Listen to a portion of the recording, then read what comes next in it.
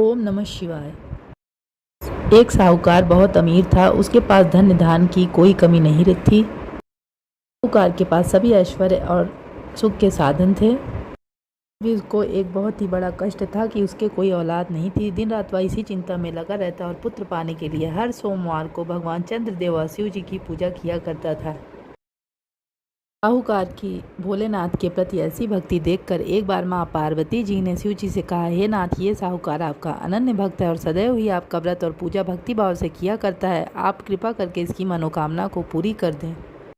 पार्वती जी के ऐसे वचन सुनकर भोलेनाथ ने माँ गौरी से कहा, हे पार्वती, यह संसारिक कर्म क्षेत्र है। यहाँ जो जैसा बीज बोता है उसे वैसा ही फल प्राप्त मिलता है, अर्थात जैसा कार्य मनुष्य करता है वैसा ही परिणाम भोगता है।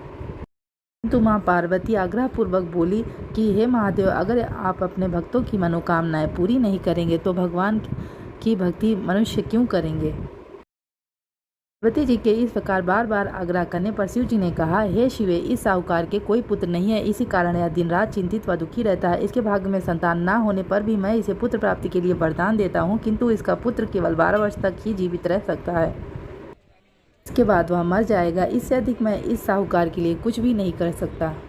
यह सब बातें साहूकार सुन रहा था। उसे यह सारी बातें सुनकर ना ही कोई खुशी हुई और ना ही कोई दुख हुआ। वह पूर्वजों की पूजा व व्रत करता रहा। कुछ समय पश्चात साहूकार की पत्नी गर्भवती हुई और 10वें महीने में उसे एक सुंदर पुत्र रत्न की प्राप्ति हुई।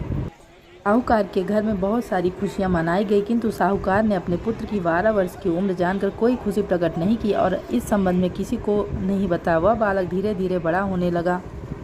वह बालक 11 वर्ष का हो गया तो बालक की माता ने साहूकार से उसके विवाह के लिए कहा, किंतु साहूकार ने कहा कि मैं इसे काशी जी पढ़ने भेजूंगा। साहूकार ने अपने साले को बुलाकर कहा कि तुम इस बालक को काशी पढ़ाने ले जाओ और इसे विधिवत शिक्षा ग्रहण कराओ। साहूकार ने उसको बहुत सारा धन देकर कहा कि रास्ते में जहाँ कहीं भी ठहरो वहाँ यज्ञ और ब्राह्मणों को भोजन कराते जाना। इस प्रकार वह दोनों मामा भांजे रास्ते में यज्ञ कराते, दान देते और ब्राह्मणों को भोजन कराते जा रहे थे। रास्ते में एक शहर पड़ा। उस शहर में राजा की कन्या का विवाह था। एक अन्य राजा का लड़का बारात लेकर आया था, लेकिन वह एक आंख से काना था। लड़के के पिता को इस बात की बड़ी चिंता थी, वर को देखकर कन्या के माता पिता विवाह में किसी प्रकार की अड़चन पैदा न कर दें। कारण जब उन्होंने साहूकार के अति सुंदर बेटे को देखा तो उनके मन में विचार आया कि क्यों न इस लड़के से विवाह का कार्य पूरा करा लिया जाए। यह विचार कर उसने लड़के और उसके मामा से कहा, यदि आप फेरे व कन्यादान का कार्य पूरा करा दें तो आपकी बड़ी कृपा होगी, हम आपको बहुत सारा धन देंगे। साहूकार के लड़के और मामा ने इस बात को स्वीकार कर लिया। विवाह का कार्य भली बात हो गया। जब वह लड़का जाने लगा तो उसने चुपके से राजकुमारी की चुन्नी पर लिख दिया कि तेरा विवाह मेरे साथ हुआ है, लेकिन जिसके साथ तुम्हें भेजा जाएगा वह एक आंख से काना है। मैं काशी जी पढ़ने जा रहा हूँ। राजकुमारी ने जब इस प्रकार लिखा पाया तो उसने काने राजकुमार के साथ जाने से इनकार कर दिया और कहा कि यह मेरा पति नहीं है। मेरा विवाह जिसके साथ हुआ है वह काशी जी पढ़ने गया है। राजकुमारी के पिता ने जब यह सुना तो उसने अपनी कन्या को विदा करने से इनकार कर दिया। बारात वापस चली गई। उधर साहूकार का लड़का और उसका मामा काशी जी जा पहुँचे। लड़के ने पढ़ना शुरू किया और अपना अतिरिक्त समय मामा भांजे या दान आदमी में व्यतीत करने लगे। इस प्रकार कई महीने बीत गए। जब लड़का 12 वर्ष का हो गया तो उस दिन लड़के के मामा ने यज्ञ का आयोजन कर रखा था। अचानक ही लड़के की तबीयत खराब हो गई। लड़के के मामा ने कहा कि अंदर जाकर सो जाओ। लड़का अंदर जाकर सो गया। थोड़ी देर पश्चात लड़का मर गया। जब लड़के के मामा ने देखा कि वह मर गया है तो वह बहुत दुखी हुआ। उसने सोचा कि मैं पहले यज्ञ पूरा कर लूँ तब कुछ सोचूंगा। लड़के के मामा ने यज्ञ पूरा किया और फिर रोना प्रारंभ कर दिया। वह बहुत जोर जोर से रो रहा था। संयोगवश शिव जी और पार्वती जी उधर से जा रहे थे। पार्वती जी ने भोलेनाथ से कहा, हे नाथ, कोई दुखी व्यक्ति रो रहा है। जब शिव जी और पार्वती जी वहाँ पहुँचे तो उन्होंने देखा कि वहाँ पर लड़का मरा हुआ। तब पार्वती जी ने देखते ही लड़के को पहचान लिया और कहा कि यह तो वही लड़का है जो साहूकार को आपने वरदान दिया था। जी ने बताया, हे गौरी, इस लड़के की आयु इतनी ही थी सो ये पूरा कर चुका है। तब पार्वती जी ने विनम्रता पूर्वक कहा, महाराज, कृपा करके आप इस लड़के को जीवित कर दीजिए, नहीं तो इसके माता पिता इसके वियोग में तड़प तड़प कर मर जाएंगे। माता पार्वती की बात सुनकर शिव जी ने लड़के को पुनः जीवित कर दिया। शिव जी की कृपा से लड़का जीवित हो गया। शिव शंकर कैलाश चले गए। शिक्षा पूरी होने पर लड़का और उसका मामा उसी प्रकार यज्ञ करते ब्राह्मणों को भोजन तथा दक्षिणा देते हुए अपने घर की ओर चल दिए।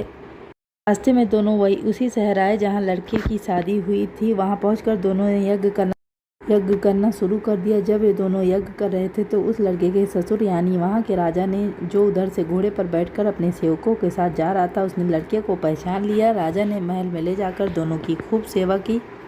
उस समय राजा के महल में रहने के बाद लड़के ने राजा से जाने की आज्ञा ली। राजा ने अपनी लड़की को लड़के के साथ विदा किया और साथ में बहुत सा धन एवं दास दासियों को भी भेजा।